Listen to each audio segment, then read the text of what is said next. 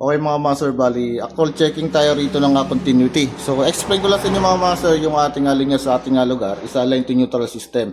So kapag align to neutral, so meron tayong isang linya rito na 220 at isang linya natin isa 0 volts. So pagdating sa ating mga panel mga master, so dapat tatama yung ating termination ng ating mga circuit dito. Lalo na yung pagdating sa ating ilaw. So makikita nyo mga master, isa meron tayo rito tagging. So since na isa lang yung kulay na ginamit natin dito, so kailangan po natin maglagay ng tagging for identification na ito yung ating live at ito yung ating neutral. So sa taas mga master, ito yung ating magiging main line. So sa taas natin, 40 ampere yung main ko. So meron tayo itong tagging na isa, kulay pula. Kung wala, ito yung ating neutral.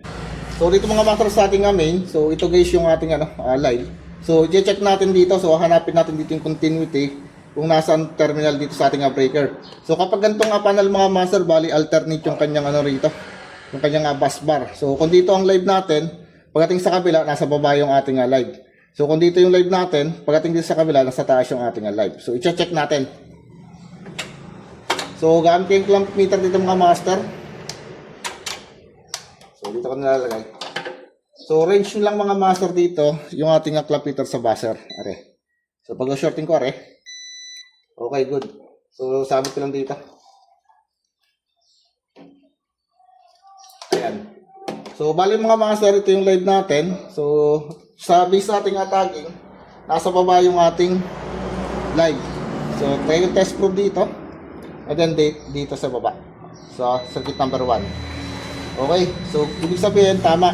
So, ibig sabihin tama yung ating tapping ng ating live dito sa circuit number 1. Pagdating naman sa ating circuit number 2 mga master, so babaliktad na yan. So, mag-alternate na yan. Ang magiging supply natin, yung magiging guide natin mga master dyan, isa sa taas naman po. So, are. Ayan po. So, kapansin, tumutunog yung ating test probe. So, dito nakatap yung ating ilaw sa taas. So, ibig sabihin, ito yung ating live. So, kaya meron tayong tape dito. Okay? And then sa circuit number 3, so sa baba yung ating live. Okay? And then pagdating sa circuit number 4, so sa taas naman yung ating live.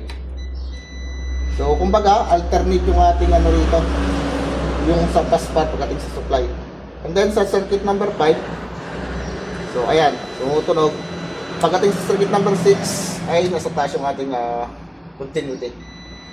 Okay, so ganoon din sa line to neutral. So check natin dito. Then, ang neutral niya sa circuit number 1 sa taas naman. Okay, pagdating circuit number 2, sa ilalim naman yung kanyang termination, yung kanyang circuit number 2, so sa baba naman. Circuit number 3 sa taas.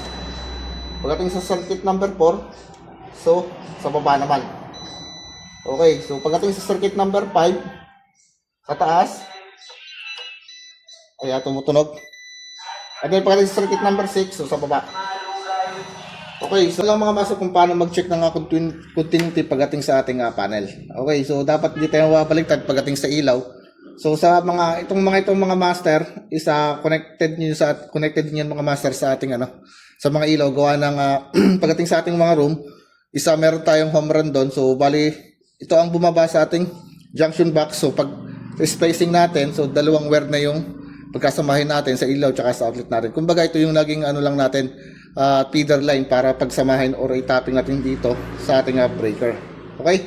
So, bali ang gagawin natin ngayon mga master ay tatapo na yung ating linya sa ating ATS.